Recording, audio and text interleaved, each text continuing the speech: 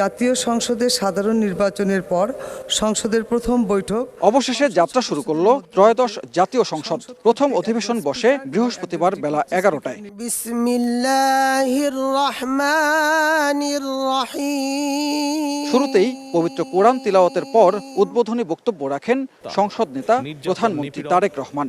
জাতীয় সংসদে দলের প্রতিনিধিত্ব করলেও প্রধানমন্ত্রী হিসাবে আমি এই জাতীয় সংসদে দেশের প্রতিনিধিত্ব করছি। দল মত ধর্ম বর্ণ নির্বিশেষে দেশের জনগণের প্রতিনিধিত্ব করছি। আমার রাজনীতি দেশ এবং জনগণের স্বার্থ রক্ষা করার রাজনীতি।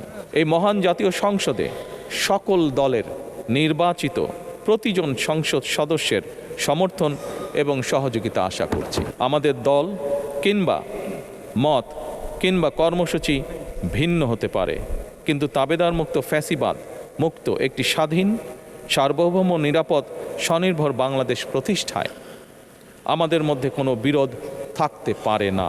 রোজকার সাধারণ খাবার এখন হবে অসাধারণ। প্রাণ স্বাদের মশলা, স্বাদ বাড়ায়, ঘ্রাণ ছড়ায়। বিরোধ নেই।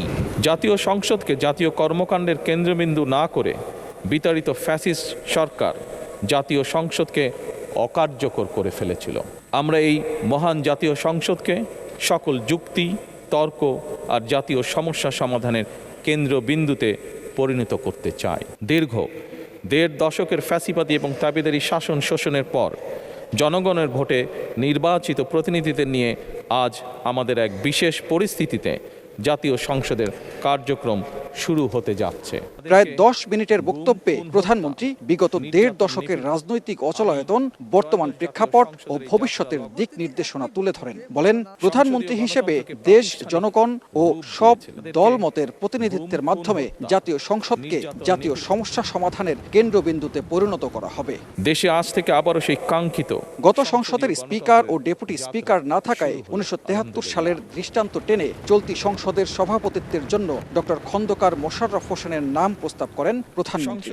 দীর্ঘ ১.৫ যুগের এ প্রস্তাবে সমর্থন দেন সংসদের বিরোধী দলীয় উপনেতা।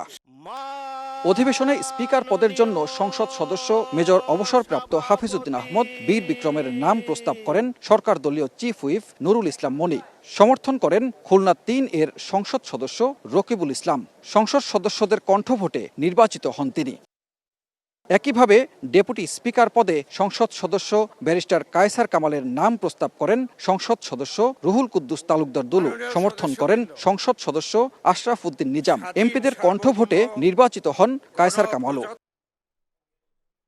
এর পরপরই নতুন স্পিকার হাফিজউদ্দিন আহমেদ ও ডেপুটি স্পিকার কায়সার কামালকে শপথ বাক্য পাঠ করান রাষ্ট্রপতি মোহাম্মদ শাহাবুদ্দিন।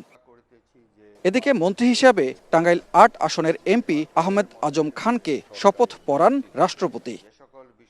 দীর্ঘ পথ পরিক্রমার পর গণঅভ্যুত্থানের পাটাতনে দাঁড়িয়ে গণতন্ত্রের পথে যাত্রা শুরু করল ত্রয়োদশ সংসদ। এই সংসদ হয়ে উঠবে প্রাণবন্ত, সবার প্রত্যাশা, জনগণের আশা আকাঙ্ক্ষা বাস্তবায়নের বাস্তব ভিত্তিক প্রতিফলন ঘটবে এই সংসদের মাধ্যমে। সংকট সমাধানের বাতিঘর হয়ে থাকবে এই সংসদের কার্যক্রম। সানবীর রূপল, সময় সংবাদ, ঢাকা।